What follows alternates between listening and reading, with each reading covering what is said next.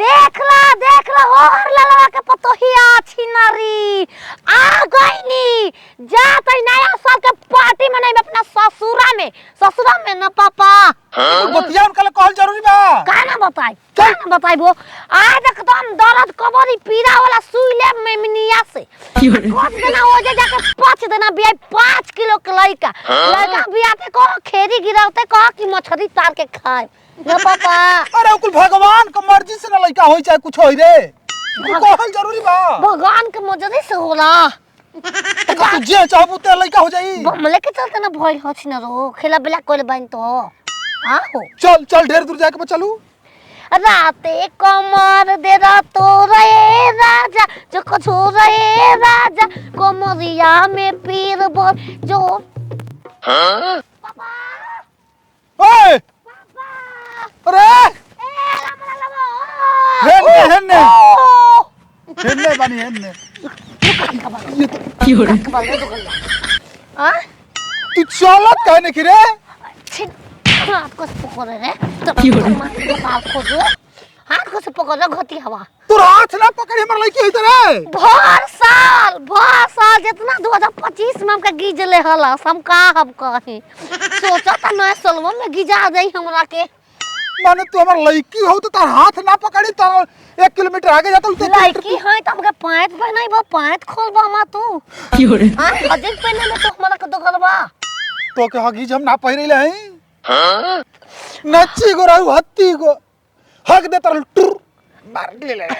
क्यों रे तोर माई का है ए जी तनी हगी जवा चेंज कर दी पेट हमा झरत रहे जरूर माई के कुछ गलती खाना खेलो के बरे दुगलबा तू चल पहले धर मत दो तबे तू देख ला हो चाचा देख ला मां बाप बड़ी घटिया हो गइल बा देखो त के पेट में लइका कोख में मराता है ने कोख में कोखियाइल बा ए नहीं दोगलवा हां दोगलवा लमरा लावो पापा छू लिया पापा गीज लिया ना बोला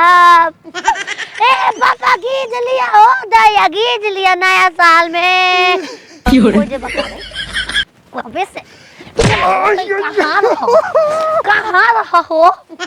आ ई पापा को हम पीड़ा कबरी हां कोब तोर पी कब हम भाई बतास में उखमा जब पापा कब उखमा जब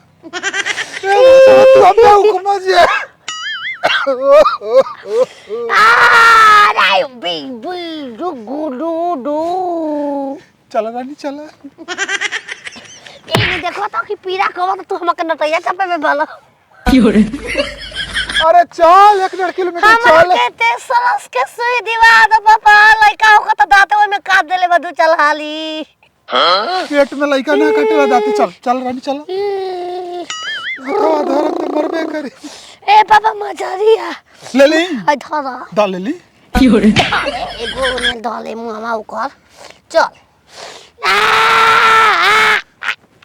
हां पादन पापा पादन और तो पादल बढ़िया चीज जगह से निकल जाए पेट में के चल गैस में बना ले पापा हैं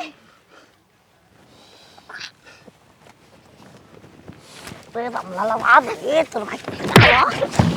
ई क्यों रे पापा नी उड़ दले बलाई के हमरा के हां कोकिया में नाती हमा के दुख देता रहता के आवा कस मामा लेखता के देवलिए पापा ता कम चलो बू के हम जाई के ने पापा अपना घरे रे ए पापा बियाह के चल की का कोई पेटकुंडी आ गइल क्यों रे तोरा बस के बा कि तू जब चाहबी तब लइका हो जाई राते दिया बुता के पिया क्या क्या किया राते दिया बुता के पिया क्या क्या किया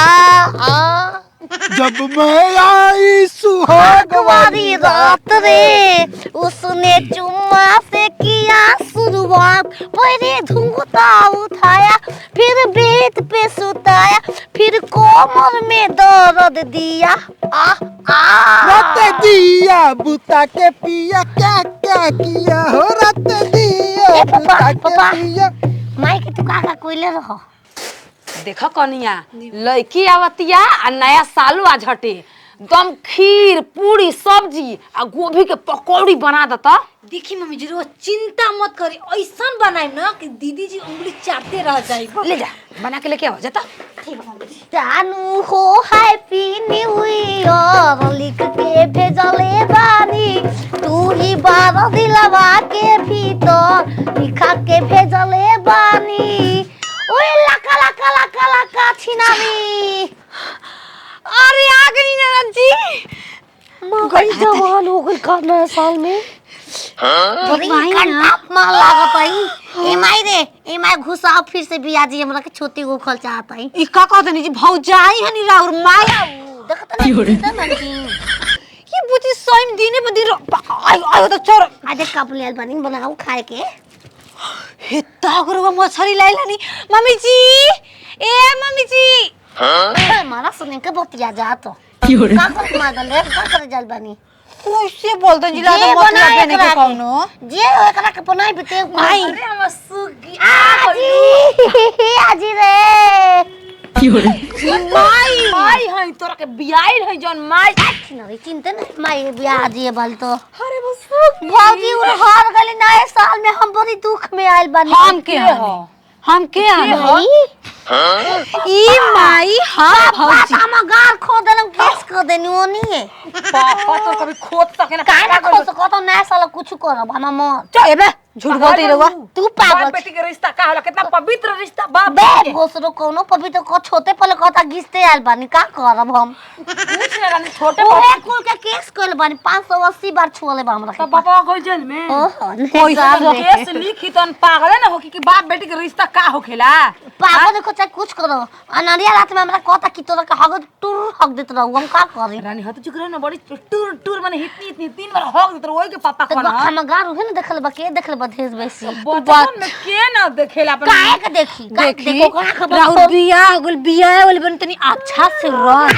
तोर बापा तोरा के देखी तो निकल नानी कहे वाला देखले राम का तू रानी कहे वाला हमके नानी कहे बियाई मछली खाए अपन गांव में जेबे जनारबे को सरम का है बस ओतने खाते आइल वाली हां पर जब खिलो जा पूरा पूरा बनाओ जो मैं बनाओ जो